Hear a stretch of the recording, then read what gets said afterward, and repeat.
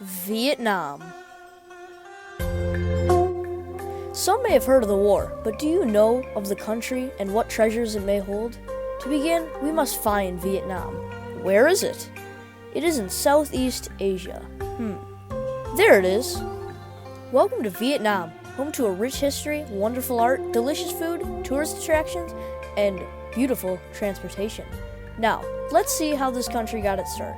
It began in 1945 when Ho Chi Minh declares Vietnam's independence from France. Then, in July 1954, North and South Vietnam are created by the Geneva Accords. Following, in May 1961, U.S. troops finally landed in South Vietnam.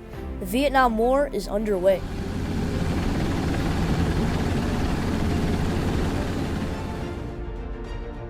Marches and protests start back in the States with anti-war beliefs. A long war began, consuming Vietnam in jungle warfare, helicopters, violence, and death. More brutality came in the form of My Lai Massacre, where American troops killed 300 innocent people. Support for the war slowly went away. In 1973, the Paris Peace Accords ends the USA's involvement with Vietnam. With no clear winner, the war just ended in 1975. Now let's move on to a bit of a happier topic, like food. Everybody likes food. The national dish of Vietnam is a little thing called pho. Pho is a noodle dish consisting of noodles, broth, meat, and herbs. Being invented at the beginning of the 20th century, the food is a staple. Another similar and also popular dish is bun cha. This item consists of noodles, grilled pork, and herbs. Noodles are pretty big in Asia, if you couldn't tell. As the sun sets, we witness a Vietnamese dessert, mung bean cake. Mung bean cake is just mung beans as a cake. Interesting. Now, a piece of art. More specifically, a drum, the Dong Son drum. A special piece of art in Vietnam. It shows remarkable ancient metalworking. This drum dates back to the Red River Delta area in Vietnam, around 600 BCE. Another piece of incredible art is silk painting. It's pretty self-explanatory. It is a silk canvas stretched on a frame. It is a very traditional way of painting in Vietnam. A final piece of art we are looking at is a building. You may have seen a little thing called Avengers Tower. Well, this is the real-world replacement. The Bit Exco Financial Tower. This tower is the tallest in Vietnam. Let's say you want to go out into the country. Let's speak about some tourist attractions. One tourist attraction is Ha Long Bay. This blue and green bay has gorgeous mountains, hills, and islands.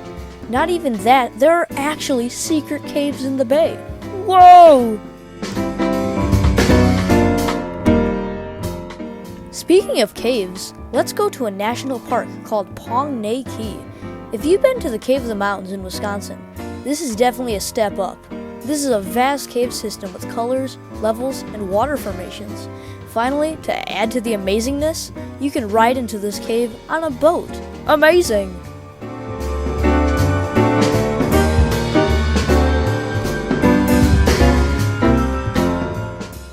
Now these are some cool places, but how do you expect to get there without some transportation?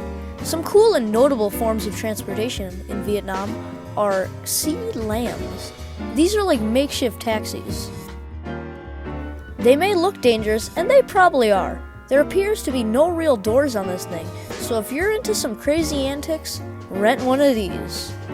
And how could we forget about the classic helicopters of the Vietnam War? These would deploy by the hundreds and carry thousands of troops with them. But with a serious note, let's take a look at a modern-day mode of transportation. The train. If you're looking for a chill way to see the beauty of Nam, try renting a tour train. This train takes you through villages, cities, and gorgeous views.